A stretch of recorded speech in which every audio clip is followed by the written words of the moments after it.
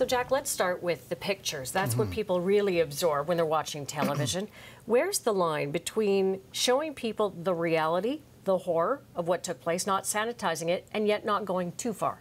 Yeah, it's a really difficult balancing act because, of course, the first task is to tell people what's happening. And pictures are a huge critical part of that, especially in television and digital platforms.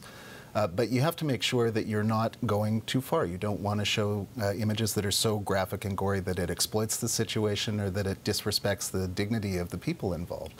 And so you're constantly kind of weighing that question, is it necessary to use this image to tell the nature of the story? And if it isn't, you have to think really, really hard about whether you're going to use it. Let's talk about a statement from ISIS, as everybody received in this case, where the last line in particular warns of another kind of an attack. No detail, nothing other than just a threat.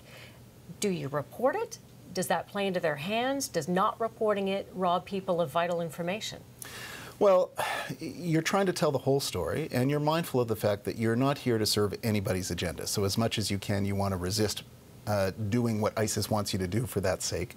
But you do need to tell people what's going on. So when a statement like that first comes out, chances are you're going to report as much of it as you possibly can and give people the information that's there. Then you might be able to pause and take a breath and say, okay, what's really going on here? And you can be more thoughtful about what you're going to include and what you're not going to include.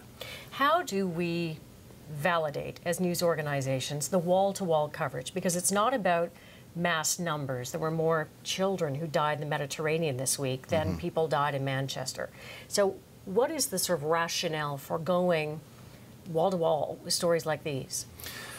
Well, there are so many different factors that go into it, and a lot of them are really practical. Sometimes it's where do we have reporters? Sometimes it's, you know, what is the nature of the event and how much does it relate to our lives here in Canada? So in England you had a place where it was a concert that a lot of Canadians could easily have seen themselves at or their children at. You can relate to it. Yeah, and you know, that's not at all a kind of value judgment on all kinds of tragedies all around the world. I only wish we could give the airtime and the attention to every single one of them. But this was an immediate thing, and it was something that felt like it could just as easily have happened here as happened there. One of the biggest criticisms that the media at large faces whenever we cover a story like this is that we've played into the hands of those who wanted the coverage, the terrorists. How do you answer to that? Well, our job isn't to push forward anybody's agenda. Our job is to give people information about what's happening in the world, no matter how ugly or beautiful it is, and give them the information, the details, and the context to allow them to draw their own conclusions about what the nature is of that event. So, you know, you don't like to be manipulated. We're really careful to pause and take measures when ISIS releases videos, for example, and it's very rare that we would show the entirety of that video. We describe what they say, but we're not going to give them this free platform. We don't want them to be sending hidden messages to supporters, all of those kinds of things. Right.